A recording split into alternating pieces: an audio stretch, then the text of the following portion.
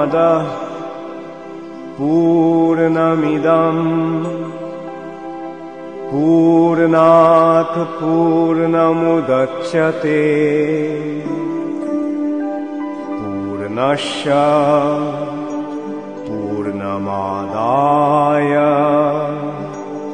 पूर्णमेवावशिष्यते।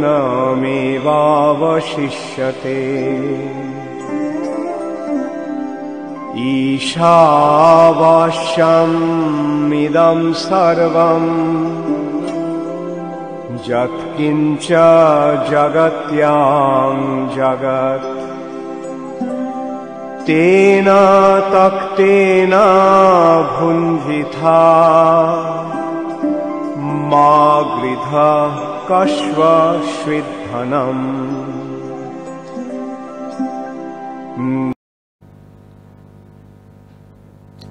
নমস্কার।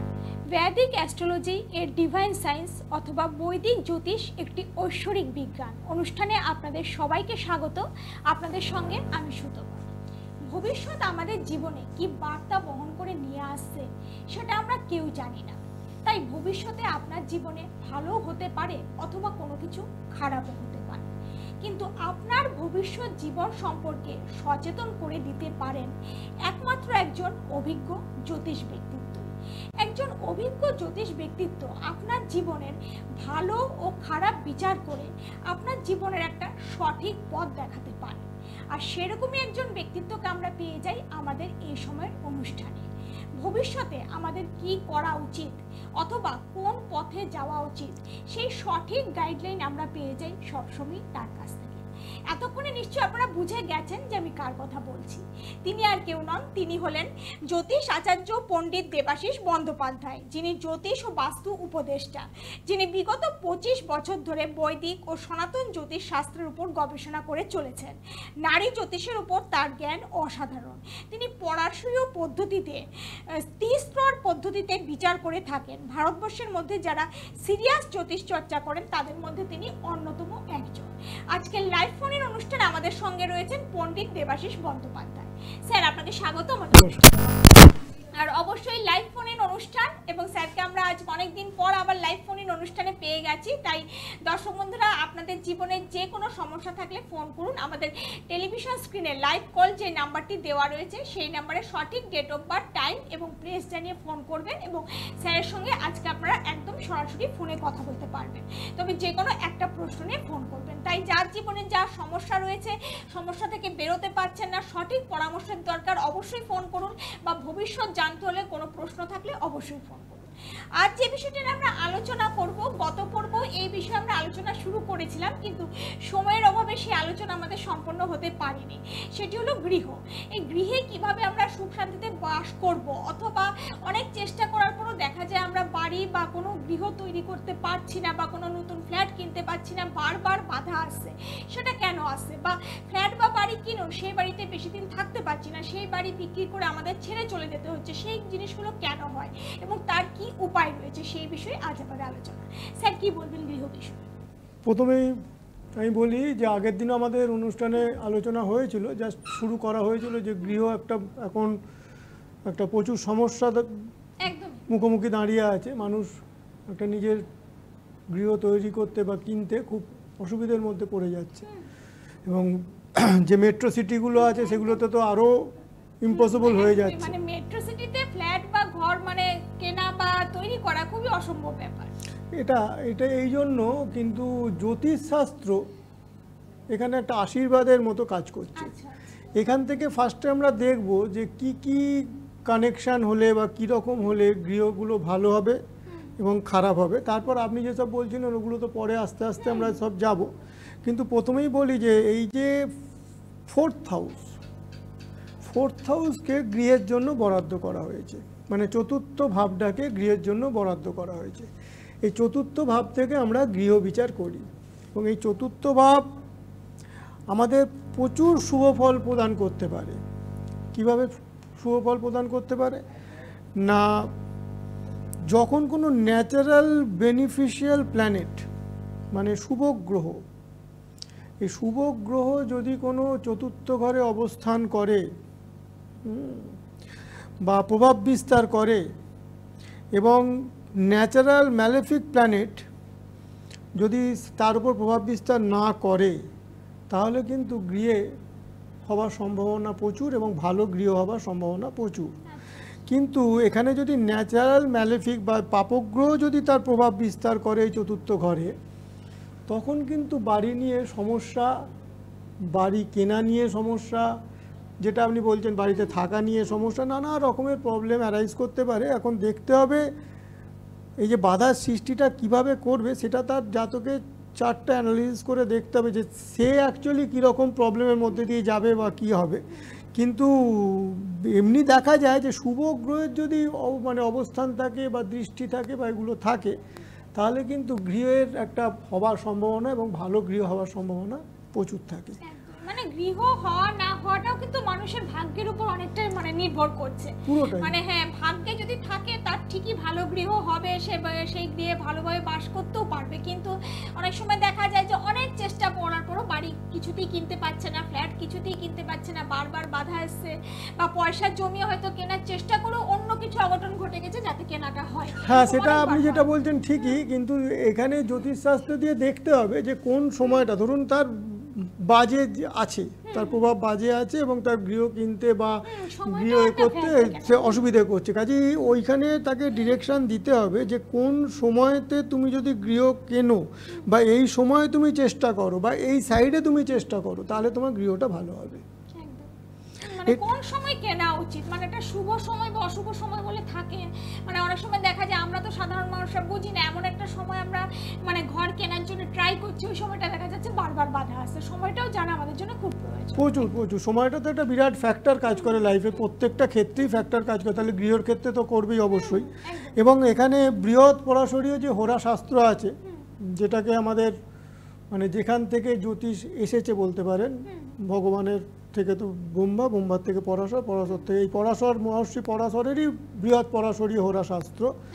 এখানে পরাশর বলছেন যে জাতক প্রচুর সুখকর গৃহ পাবে। কখন পাবে না, ওনার অ্যান্ড ফার্স্ট হাউস আর owner of the fourth house, মানে যদি ফার্স্ট হাউসের ওনার মানে প্রথম ঘরের যে মালিক সে এবং ফোর্থ হাউসের যে মালিক সে যদি সেখানে মানে চতুর্থ ঘরে অবস্থান করে এবং সেখানে যদি ন্যাচারাল বেনিফিশিয়াল প্ল্যানেটের দৃষ্টি থাকে, ন্যাচারাল বেনিফিশিয়াল মানে হচ্ছে শুভ নৈসর্গিক শুভ গ্রহ, এই নৈসর্গিক শুভ গ্রহ হলে কী হবে, তার যদি দৃষ্টি পড়ে সেখানে, একে তো ফোর্থ হাউস আর ওগুলো কানেক্ট হলো, এবার যদি সেখানে যদি ওরকম দৃষ্টি পড়ে সেখানে, তখন কী হবে না প্রচুর ভালো একটা গৃহ হওয়ার সম্ভাবনা তৈরি হবে এবং সে কিন্তু সেখানে মানে ভালো গৃহ হবার একটা প্রচুর ভালো হবে। এখানে কিন্তু আরও বলেছেন পরাশর, কি বলছেন না, যদি ফোর্থ হাউসের ওনার মানে মালিক যদি নিজের ঘরে থাকে, হ্যাঁ, এবং যদি এক্সল্টেশন মানে হচ্ছে যদি তুঙ্গ থাকে, হ্যাঁ, তাহলে কিন্তু খুব ভালো। এবং যদি নবাংশ যদি তার এইগুলো যদি পজিশানগুলো যদি ভালো হয়, এবং নবাংশ যদি সে নিজের ক্ষেত্রে নিজের স্বগৃহে বা তুঙ্গ এরকম পজিশানে যদি থাকে, এই যে জিনিসগুলো হবে, এতে কিন্তু কী হবে না প্রচুর জাতক কিন্তু গৃহের ব্যাপারে প্রচুর হ্যাপি হবে। এবং শুধু গৃহের ব্যাপারে না, সে যে মানে যাতায়াত করবে, যানবাহন এসব ব্যাপারেও প্রচুর তার সুখকর একটা মানে সব কিছু থেকেই তার মানে ভালো হবে।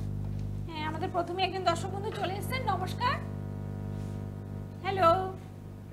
হ্যাঁ নমস্কার, বলুন আপনি কোথা থেকে বলছেন? আচ্ছা, হাওড়া থেকে। কার সম্পর্কে জানবেন? হ্যাঁ, আপনার নামটা বলবেন। আচ্ছা, ডেট অফ বার্থ? কি নাম বললেন? Barnita Sen. Date of birth? 5/12/2002। জন্ম সময়?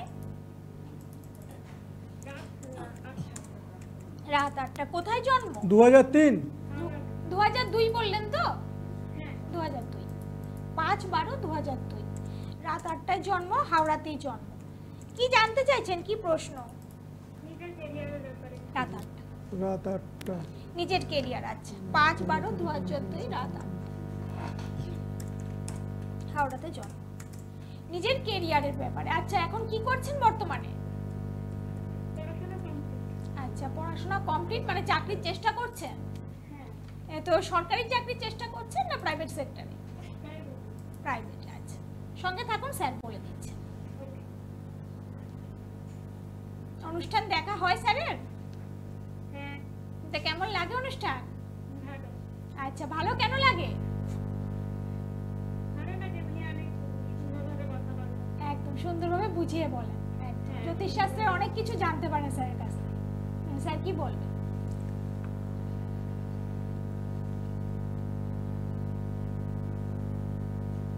আচ্ছা, আমি কি বলছি, আপনার রাশি লগ্ন জানেন?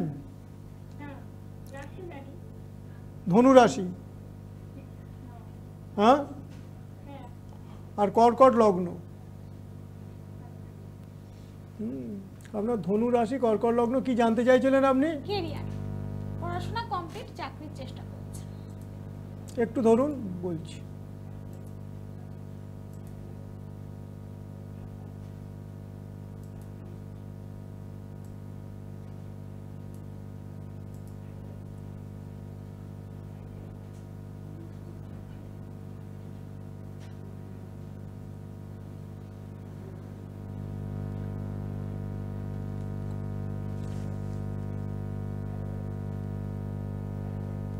ছাব্বিশ সালের জুন মাসের পর থেকে অনেক আপনার কেরিয়ারের পক্ষে ভালো হবে।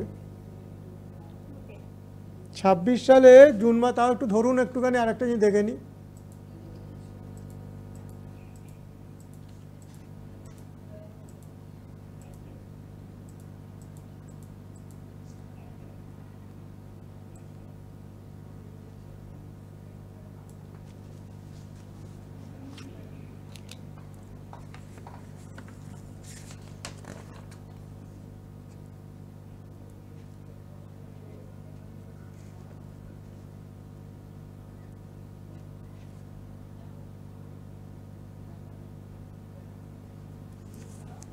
তবু আমি বলবো, এই যে 26 সাল যেটা বললাম আমি, শুনতে পাচ্ছেন? এই 26 সালের পর থেকে তো আপনার যে দশাটা নতুন শুরু হচ্ছে, সেখানে কিন্তু অনেক আনএক্সপেক্টেড ঘটনা কিন্তু ঘটতে পারে। কি বলছেন? মানে বাধা পড়বে যেটা বলছেন। হ্যাঁ, বাধা একটা পড়তে, কিন্তু আপনার কর্মের ব্যাপারে একটু ভালোই হবে মনে হয়। কর্মটা হওয়ার চান্স ফ্যাক্টর তো অনেকটাই আছে। আর বিয়ে তার ব্যাপারে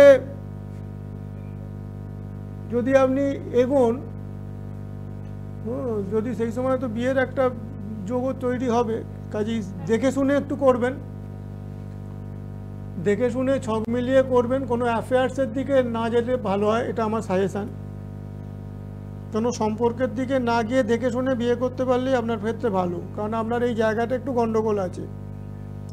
যদিও লগ্নে বৃহস্পতিটা খুব ভালো কাজ দেবে, অনেক জায়গা থেকে আপনাকে অনেক সাহায্য করবে, কিন্তু তবুও বিয়েটা একটু দেখে শুনে সব কিছু মিলিয়ে করলে আমার মনে হয় উপকৃত হবেন বেশি। ঠিক আছে, ঠিক আছে। হ্যাঁ, আপনি ক্যারিয়ার ভালো আছে, বিয়ের ব্যাপারে ক্যারিয়ার ভালো আছে, মানে ওই সময় থেকে একটু ভালো হওয়ার চান্স আছে অল্প। একদম, মানে 26 সালের জুন মাস থেকে ওনার ক্যারিয়ারটা ভালো হওয়ার চান্স আছে, সেটা স্যার আপনাকে বলেই দিলেন। আর বিয়ের ব্যাপারে একটু যোগাযোগ করে নেবেন, স্যারের বুকিং নাম্বার তো আছে, আপনারা নোট করে রাখুন, দরকার হলে যোগাযোগ করে নেবেন। চলে যাচ্ছি আজকের আলোচনায়, যেটা বলছিলেন স্যার। হ্যাঁ, আমরা গৃহ নিয়ে আলোচনা করছিলাম, কিন্তু আমি কি যেন বলছিলাম যে হ্যাঁ, মানে যার ভালো হয়, মানে ভালো গৃহ তার হবে। হ্যাঁ, যদি এখানে অনেক মানুষের 2-3টে গৃহ হচ্ছে, মানে একটা বাড়ি রেখেও সে আরেকটা বাড়ি কিনছে বা তৈরি করছে। এই যে কানেকশনটা বলছি, যেটা পরাশর বলেছেন যে ফার্স্ট হাউস, ফোর্থ হাউস এখানে এখানে নিজের জায়গায় অবস্থান করবে এবং বেনিফিশিয়াল প্ল্যানেটের দৃষ্টি থাকবে, এবং যদি নবাংশেও যদি ফোর্থ হাউসের প্ল্যানেট যদি সেখানে বা এক্সলটেশন বা তুঙ্গ হয়, তাহলে সে এই যে আপনি বললেন না 2-3টে বাড়ি বা অনেক গৃহের মালিক বা অনেক কিছু সম্পত্তির সে সম্ভাবনা আছে, ল্যান্ড ফ্যান্ড নানা রকম দিক দিয়ে সে মানে তার এই জায়গাটা খুব ভালো। এই জায়গাটায় সে প্রবলেম ফেস করবে না, এবং এই জায়গাটা খুব ভালো। এবং যেহেতু চতুর্থ ঘরটা সুখস্থানও, সেই জন্য সুখ ব্যাপারটা তার মধ্যে মানে ভালো হবে, মানে সুখ শান্তিতে তার জীবনটা। যদি অন্যান্য যদি কিছু প্রভাব না থাকে বা দশাগুলো যদি খুব না খারাপ হয়, তাহলে কিন্তু এই ব্যাপারটা তার জীবনে খুব ভালোভাবে পরিলক্ষিত হবে। এটাই দেখা দেখা যায়, অনেকের দেখা যাচ্ছে 2-3টে বাড়ি, আর অনেকে একটা বাড়িও অনেক চেষ্টা করে কিনতে পারছে না। অ্যাকচুয়ালি আমরা তো সব জন্মান্তরে যেসব ভালো পুণ্য পাপ যেসব করেছি তার তো মানে ভোগের জন্য আমরা এখানে এসেছি। কাজে একদমই, কর্মফল। যে হ্যাঁ যে যেরকম কর্ম করেছে প্রিভিয়াস লাইফে সেইগুলোই সে ভোগ করতে এসছে। যদি ভালো করে থাকে ভালো হচ্ছে, খারাপ করে থাকে খারাপ হচ্ছে, এবং সেটা তো সে জন্ম থেকেই নিয়েছে। কিন্তু জ্যোতিষশাস্ত্র তাকে তবুও একটা গাইড করা যাচ্ছে, তবুও তাকে বলছে যে এরকমভাবে চললে তোমার অনেক প্রবলেম কাটবে, তুমি যদি এরকম একটু প্রতিকার করো এরকম সম্ভাবনা আছে ভালো হবার। কাজে সেগুলোকে আমার মনে হয় মানুষের একটু ভাবনা চিন্তা করা উচিত। একদম, মানে জ্যোতিষশাস্ত্রের মাধ্যমে আমরা সেই সঠিক গাইডলাইনটা পেয়ে যাই। কারণ অনেক সময় আমরাও বিভ্রান্ত হয়ে যাই যে কোনটা করা উচিত কোনটা করা উচিত না। অনেক সময় দেখা যায় মানুষ ভুল কাজ করার ফলে সমস্যাটা জীবনে আরো বেড়ে যায়। ডেফিনেটলি সে নিজে নিজে তো বুঝতে পারবে না সেই সময় যদি একটা বাজে কিছু চলে তার তো মানে বুদ্ধি এবং তার সব কিছুর ওপর তো সেটা প্রভাব বিস্তার করেছে। সে তো আর জানে না যে আমি যদি এখন এরকম চলি বা এই দিকে টার্ন নিই তাহলে আমার জীবনটা ভালো দিকে যাবে। সেইটা তো জ্যোতিষী যদি ভালো হয় এবং যদি সে সত্যি পড়াশোনা করে তাহলে সে বুঝতে পারবে এবং তাকে ভালোভাবে গাইডটা করতে পারবে যে তুমি এই দিকে যাও, এরকমভাবে যাও, তখন তোমার দেখবে লাইফের সামনে যে প্রবলেমগুলো আছে অনেক মিনিমাইজ হয়ে যাবে বা প্রবলেমগুলো থাকবে না বা তোমার এখন ডেভেলপ হবে, তুমি উন্নতি করবে। কাজে সেগুলোর জন্য তো জ্যোতিষের কাছে একটা ভালো জ্যোতিষ করে ঠিক করে তো আবার যাওয়া উচিতই উচিত, আমার তো এটা মনে হয়। এবং সঠিক নির্দেশনাটা আমরা পেয়ে যাই কোন দিকে যাওয়া উচিত। ডেফিনেটলি। আর এটা এই যে আমাদের প্রোগ্রামের নাম যে বৈদিক অ্যাস্ট্রোলজি ডিভাইন সায়েন্স, তা এটা প্রোগ্রামটা নামটা শুধু নামের জন্যই দেওয়া নয়, এই আলোচনা থেকে লোকেরা বুঝতেও পারবে যে জ্যোতিষটা সত্যি একটা ঐশ্বরিক বিজ্ঞান, এটার মধ্যে কতটা লজিক আছে, কতটা কি আছে। পড়াশোনা না করে অনেক উক্তি করে দেওয়া যায়, অনেকে বলে আমি বিশ্বাস করি না, অনেকে বলে ওই করি না, কিন্তু তারা কি সেটা পড়াশোনা করে বলছে? যদি পড়াশোনা করে তাহলে দেখতে পাবে যে জ্যোতিষ একটা সত্যি ডিভাইন সায়েন্স, একটা ঐশ্বরিক বিজ্ঞান। এটা একটা নমস্কার। আচ্ছা, আপনি কোন জায়গা থেকে বলছেন? পূর্ব মেদিনীপুর। আচ্ছা, নিজের সম্পর্কে জানতে চাইছেন? ডেট অফ বার্থটা বলবেন। নামটা কি বললেন? তানিয়া চক্রবর্তী। তানিয়া চক্রবর্তী। হ্যাঁ, ডেটটা বলবেন এবার। 12-10-1988। জন্ম সময়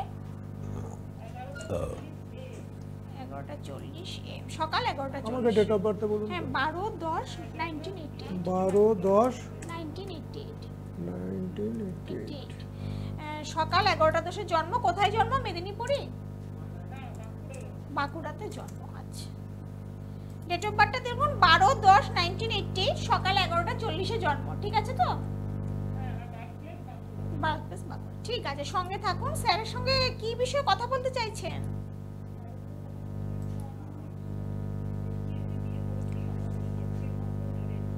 একটু জোরে বলবেন আপনি, একটু জোরে বলুন, আমরা শুনতে পাচ্ছি না ভালোভাবে। আচ্ছা আচ্ছা আচ্ছা আচ্ছা, এই এপ্রিলে বিয়ে ওনার। এবার পরে সন্তানাদিতে কোনো সমস্যা হবে কি? আচ্ছা, সঙ্গে থাকুন, স্যার বলে দিচ্ছি।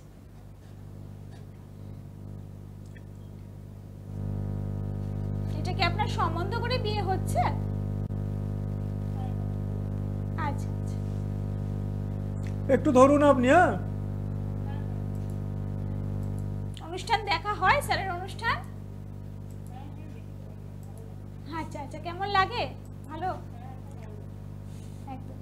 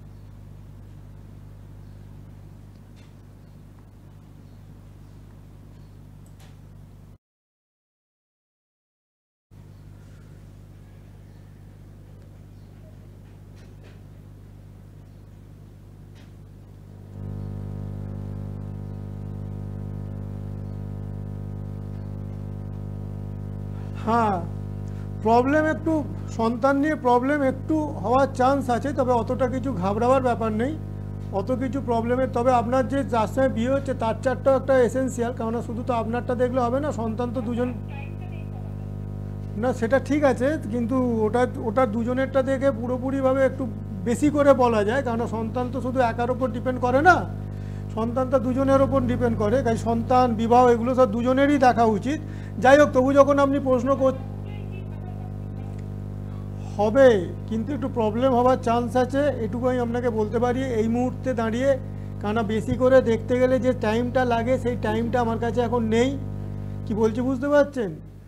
এই 1-1.5 মিনিট 2 মিনিটের মধ্যে তো সমস্ত কিছু উত্তর দিতে পারা যায় না, কেন অনেকগুলো ডিভিশনাল চার্ট আছে, গোচর আছে, দশা আছে। এমনি ইন জেনারেল আমি আপনাকে বলে দিচ্ছি, অতটা কিছু ভয় পাবার কারণ নেই। হ্যাঁ, তবুও ডাক্তারের তো পরামর্শে থাকবেনই আপনি, কিন্তু আমার মনে হচ্ছে না অত কিছু প্রবলেম আছে। আপনার বরেরটা মানে যার সঙ্গে বিয়ে হচ্ছে তার সাথে দেখতে পারলে ভালো হতো, আর বেশি টাইম নেবেন না কনসেপ্ট করতে, এটুকু আমি বলতে পারি। যেহেতু বেশি বয়সে বিয়েটা করছেন, হ্যাঁ, এরপরে আর একটা জিনিস, শুধু সেটা তো আছেই, সেটা তো আছেই, তার সঙ্গে আর একটা জিনিস আছে, এরপর অষ্টমের এটা হবে, ওই সময়টা হলে সত্যি একটু প্রবলেমটা বেড়ে যাবে, কাজে যত অ্যাজ কুইক অ্যাজ পসিবল পারবেন সেটাই ভালো, এটুকু আমি বলতে পারি। দেরি করলে একটা অন্তততা আসবে, সেই অন্ততটা প্রবলেমেটিক, এবং একটুতে দেখতে পাচ্ছি তখন কিন্তু প্রবলেমটা বেড়ে যাবে, মানে যে প্রবলেমটা আপনার 5% সেই প্রবলেমটা ছিল সেটা 50% হয়ে যেতে পারে, আমি এটাই বলতে চাইছি। কাজে প্রবলেমটা কমের ওপর দিয়ে যদি হয় সেটাই ভালো, না? বুঝতে পারলেন? এখন সময়টা ভালো চলছে, দেরি করলে আপনি যদি সন্তান নিতে আরো দেরি করেন, দেখা যাবে পরবর্তী সময় প্রবলেমটা আরো বেড়ে যাবে, কিন্তু তখন অন্য দশায় চলে যাবে, তখন সমস্যাটা আরো বাড়বে। তো স্যার কি বললেন বুঝতে পারলেন? একটু দরকার হলে আপনি আপনার হাজবেন্ডের চার্টটা নিয়েও একটু স্যারের সঙ্গে বুকিং নাম্বারে যোগাযোগ করে নেবেন, কারণ দুইজনের দেখাটা খুবই প্রয়োজন। সেখানে বুকিং নাম্বারটা নোট করে রাখুন, আপনি পরবর্তী সময় অনুষ্ঠান শেষে বা পরবর্তী সময় সত্যি করে বলতে গেলে কি চার্ট বিচার করতে গেলে যে টাইমটা লাগে সেই টাইমটা এখানে ঠিক সাফিসিয়েন্ট হচ্ছে না। স্বল্প সময়ের অনুষ্ঠান, আর দুইজনের দেখলে আরো পারফেক্টলি আপনি জানতে পারবেন, সময় নিয়ে জানতে পারবেন। একটু বুকিং নাম্বারে যোগাযোগ করে নেবেন, ঠিক আছে? ধন্যবাদ। হ্যাঁ, দেখুন বুকিং নাম্বারটি লেখা রয়েছে টেলিভিশন স্ক্রিনে, আপনি নোট করে রাখুন, আপনি অনুষ্ঠান শেষে যোগাযোগ করেন, ঠিক আছে? ধন্যবাদ।